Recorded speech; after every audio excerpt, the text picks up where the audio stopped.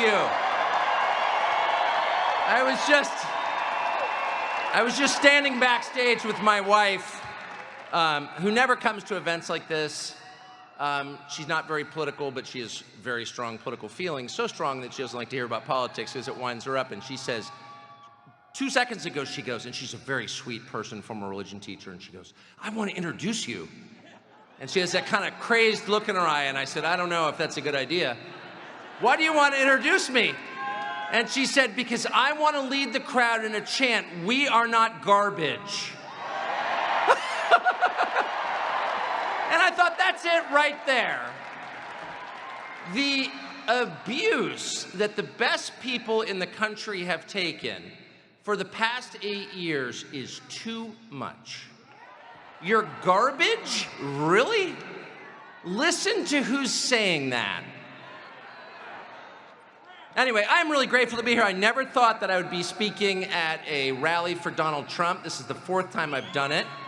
And it has felt not only like an honor and a privilege every time, but it has felt really natural. I'm sort of surprised. I was in journalism for 33 years, hanging around I know, someone just said, woo! It's nothing to brag about, trust me.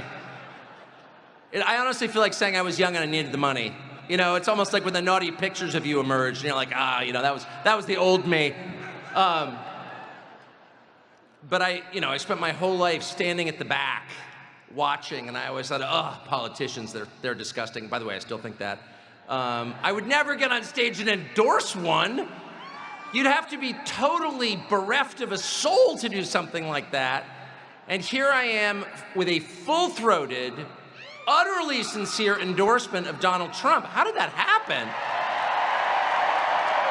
And I was thinking about that this morning in the shower, where I do my best thinking. I like thinking in the shower because there's no lying to yourself in the shower. Because when you walk out of the shower and you see this kind of furry, lumpy primate in the mirror, there's no imagining you're God. No, it's very grounding to see yourself naked at least once a day. I always think, I gotta hang a black sheet over that mirror, but I keep it just to keep me on the ground and with perspective. Anyway, I was thinking about this morning and I was thinking, I've known Donald Trump, gosh, a long time just from working in television. And what people forget about Donald Trump, who is often described as a real estate developer, a casino owner, both of which are true, but that for a huge chunk of his life, 10 years anyway, he had the #1 show on television. He had mastered the business that I was in. And, on the one hand, television is kind of a repulsive business. It's like a P. Diddy party every night. Ew, yeah, tell me about it. I spent 30 years doing it. But on the other hand, the people who are really, really successful, and Trump was #1 in television, all have one thing in common, which is they understand people. And the good ones like people, and they're liked back. And by the way, you probably know this, but in the TV business, which has spent the last 8 years telling you Trump is a terrifying dictator, he was loved. I mean, everyone loved him. And I liked him. I mean, I liked him from the first time I talked to him 20 years ago. He was hilarious and interesting and smart and, again, incredibly funny.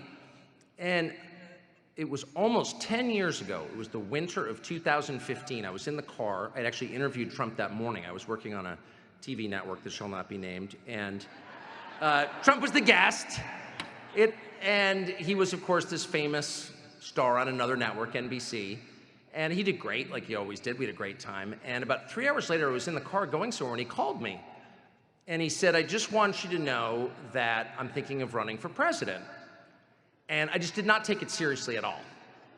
And I said, oh yeah, running for president, okay. Because everyone in TV thinks I should be president. Joe Scarborough wakes up every morning, I should be president. But he's not really gonna run because you don't want to give up the salary, and it's hard to run for president. It's just a way to sell a book or whatever. So I kind of laughed. And he said, no, I'm gonna surprise you. And it was such a weird conversation that I actually wrote it down in my calendar. I looked it up today. I wrote it down. Donald Trump calls, says he's gonna run for president, because there was something in his voice that didn't sound like the Trump I thought I knew. There was a resolve there that I thought was amazing. And of course, the rest is history. Almost 10 years later, he has completely transformed the country and the world and the political party under whose banner he ran, the Republican Party. And for me, it was this incredible journey of watching this guy, covering him, knowing him, to where I am now, which is speaking on a stage without any shame at all, not getting paid for it, doing it because I really, really mean it, and endorsing him for president. And so I just want to explain how I got here, because I think it says a lot about who Trump is. So the first thing I noticed about Trump was that everybody in the Republican Party I had suspicions about hated him immediately. There was something about Donald Trump that whenever he spoke, that the people I'd always thought were kind of false, the Jonah Goldbergs of the world, the Mitch McConnells of the world, boo, boo, boo, but I mean, these were leading figures in the Republican Party, my neighbors in Washington, D.C., who were Republicans.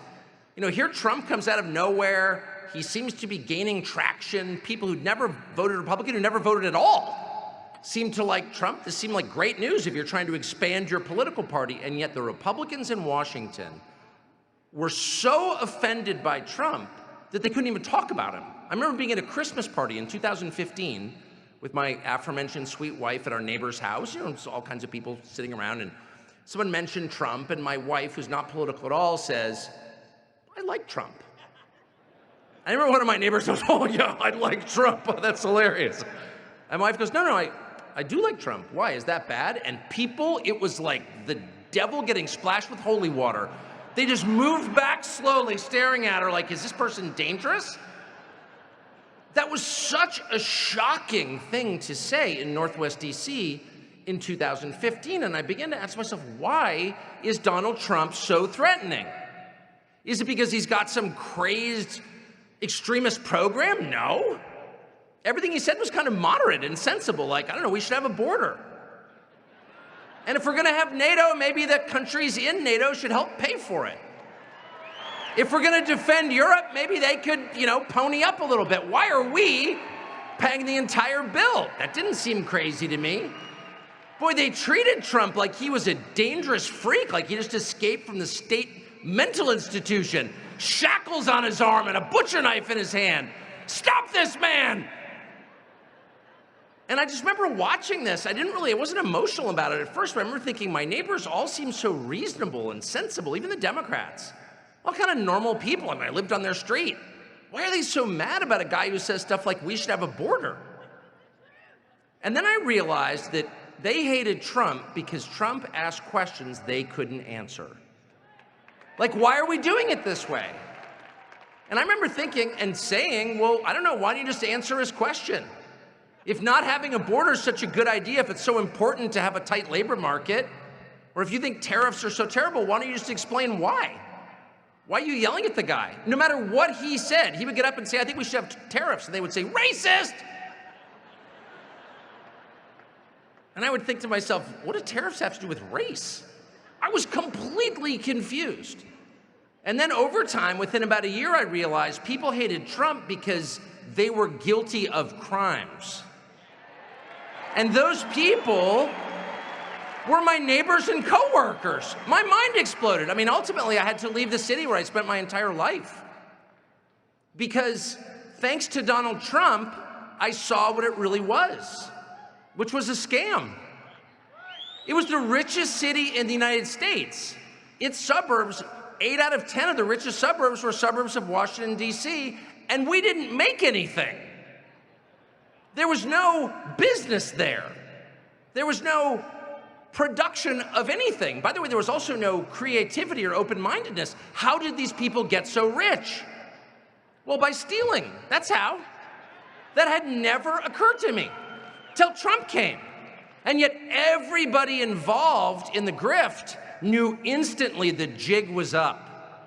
If this guy keeps talking, we're in deep trouble. And I'm not even sure, and he's coming on stage in a minute, and maybe we can ask him. I'm not even sure that when he got to Washington, Donald Trump understood how corrupt the city was. I'm not sure he even knew. He sensed there was a problem. Neither he nor me nor any normal person had any idea that even before he got to the city, the CIA and the FBI would be working to destroy him. That's the threat that he posed to them. And what was that threat? Just being honest in a simple way about what he saw, telling the truth. They saw the truth as a mortal threat, and they see the truth as a mortal threat now. I really think, I mean, look, let's be completely honest. Donald Trump is the choice of American voters for president.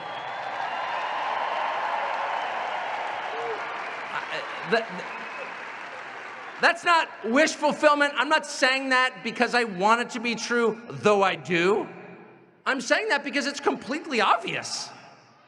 There is no Democrat running for anything who could fill a hall like this, who could do it 4 times a day for a year. There's not one. There's no Republican in Washington. Could Mitch McConnell fill this hall? I don't think so. Yeah, every boo is deserved if you only knew how deserved those boos were. One of the things that we learned from Donald Trump, one of the many, many things, completely changed my life watching it.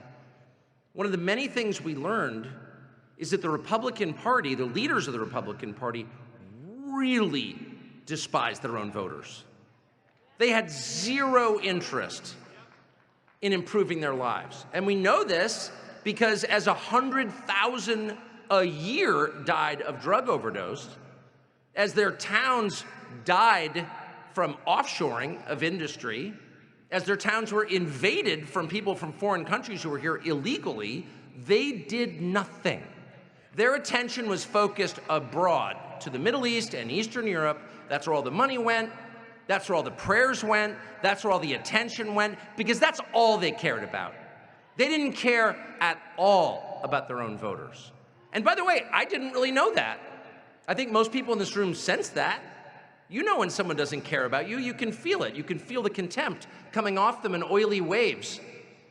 That's exactly what it is. It's contempt. Joe Biden's not the only one who thinks you're garbage, actually. Mitch McConnell agrees with that. That's a fact. And that's one of the reasons that they don't want Donald Trump back in Washington. But the main reason they don't want Donald Trump back in Washington is something called disclosure. Do you know what disclosure is? Disclosure means sunlight.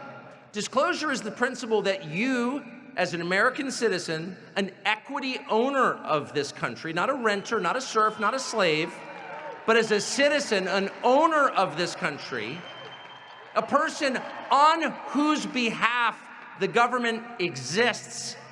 There's no other reason to have the government except to serve you, that you have a right to know what that government is doing with your money in your name. It's not a privilege that you are granted. If they're in a good mood one day, you can know a little bit more about how John F. Kennedy was murdered in 1963. You have an absolute moral right to know because you own it. They're your employees who somehow have decided they're your overlords. And they're very concerned that if Donald Trump comes back to Washington, we're going to find out what's happened to the $100 billion that we've sent Ukraine over the past 2.5. What happened to that money? There's never been an audit of it. Where do you think it went? Have you been to McLean recently? Yeah.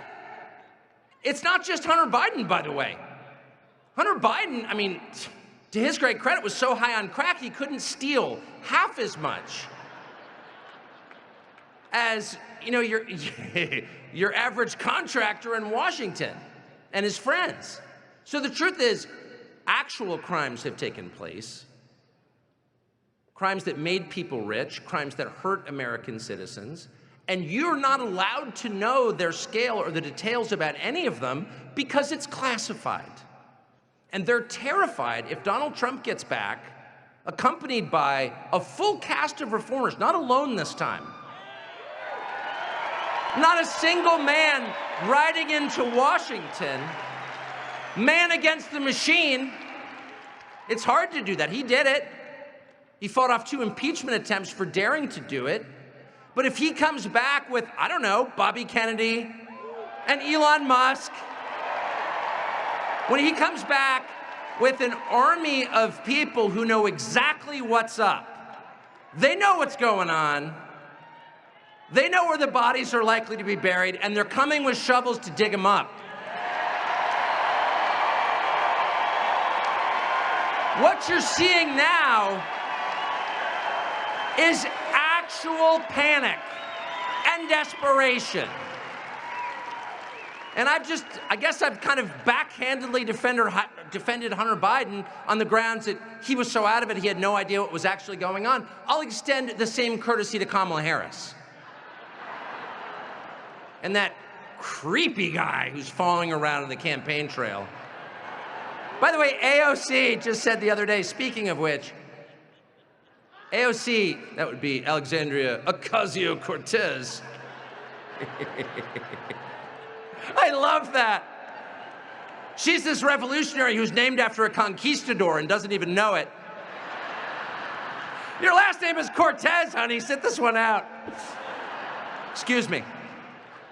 And people would be like, Larry Mussolini shows up and is like, no, I'm against fascism, really. All right, got it. What a moron. But she was at a rally in Vegas yesterday and she goes, Doug Emhoff is the model of masculinity. Oh, man. Yeah. Memo to any unmarried women here, do not date a feminist man. They'll smack you around, trust me.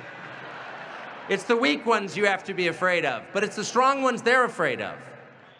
Because they know that what they've done and have been doing for decades could be exposed. And this is existential for them. So I would just say, without putting too fine a point on it, but every person in this room senses what I'm talking about, do not underestimate what they are capable of. To them, this is not an election, it's much bigger than that. These are people who think they have a moral right to rule, and that you were born in the serf class and there you will stay. They believe that. These same people lecturing us about democracy, they think it is their right to be in charge, as if anyone in a democracy has a right to be in charge. People serve at the pleasure of the population for the benefit of the population. It's literally that simple. But they don't believe that.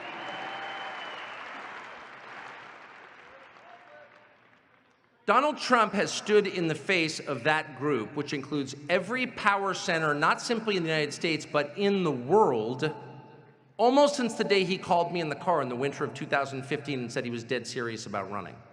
And he has faced them off, and he has endured more punishment, graver trials than any politician in the history of this country. And he didn't need to. He didn't need to. At any point, he could have said, you know what? I've got a lot of grandchildren, some of whom I enjoy playing golf with. I'm pretty rich, actually. You may have heard that. And I don't need this. And he has bulled forward with energy and cheerfulness from beginning to end. And I would submit, since AOC raised the question of what a real man looks like, let me just tell you my view of what a real man looks like. A real man is a cheerful man. And he's cheerful because he's brave. Brave people have hope because they have a mission and they're strong inside. And they know, because they are living for something greater than themselves, that even if they die, they don't die. The mission lives on. And that's what gives them heart and cheerfulness. They are not morose. They are not self-pitying. They are bright, bright-eyed, cheerful, energetic, and in command. And that is exactly what Trump has proven to be, including on the day he was shot in the face. And I know because I talked to him that night.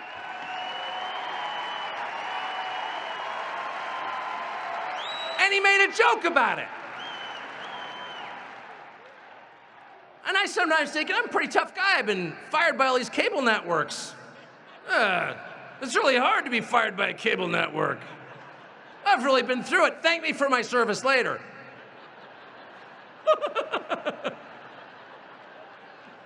It's absurd. All of us are the heroes of our own drama, of course, no matter what it is. You teach middle school social studies, I'm sure you come home and think, man, I fought a battle today. You run some stupid cable TV show and you're like, I'm tough as hell.